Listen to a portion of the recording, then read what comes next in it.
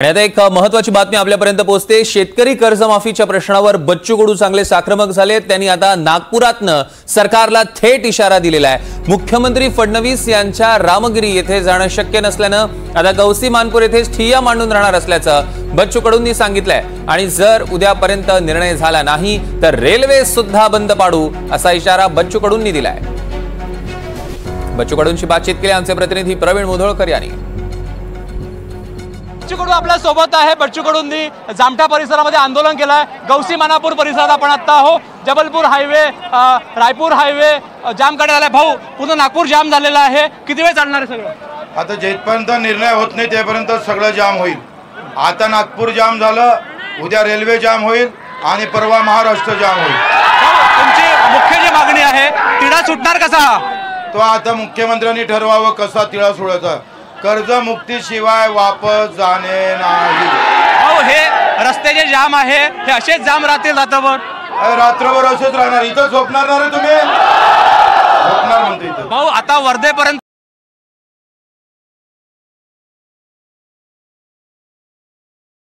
मुख्यमंत्र्यांना सांगतोय आशीर्वाद घ्या। तुम्ही खरे देवाभाऊ असाल तर आशीर्वाद हा आमचा अन्नदाता जो एका दाण्याचे 100 दाणे 1000 दाणे पैदा करता तो तुमच्यापर्यंत आलेला आहे। जो सगळ्याची भूक भागवतोय त्या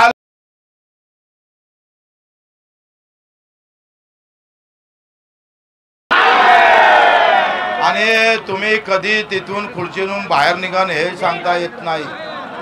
तुम्ही ज्योतिषाला विचारा लागन तर अधिक कोणाला विचारा। हे महापाप करू नका देवाभाऊ। नाव जरी देवा असलं तर खरा धरतीवरचा देव माझा शेतकरी या लक्षात ठेवा। भाऊ, तुम्ही यापूर्वी म्हटलं होतं रामगिरी पर्यंत जाऊ। आता रामगिरी पर्यंत जाण्याचा निर्णय मागे झालं ना, जातच येत नाही आणि देवाभाऊनं जेवाची व्यवस्था केली नाही म्हणून इथंच आम्ही आता करतोय। या पुढची दिशा कशी राहणार आंदोलन? आता उद्या आम्ही 12-1 वाजेपर्यंत वाट पाहतोय, नाही तर मग रेल्वे जाम करतोय। रेल्वे जाम करा म्हणजे काय करावं? रेल्वे अडवणार। रेल्वे अत्यंत महत्वाची आहे। बॉम्बे बेंगाल रेल्वे आहे। रेल्वे महत्वाची आहे तर शेतकरी महत्वाचा नाही का? एकंदरीत या सगळ्या याच्यामध्ये तुमचं आव्हान काय की लोकांनी शांतता ठेवावी आणि लोक शांत।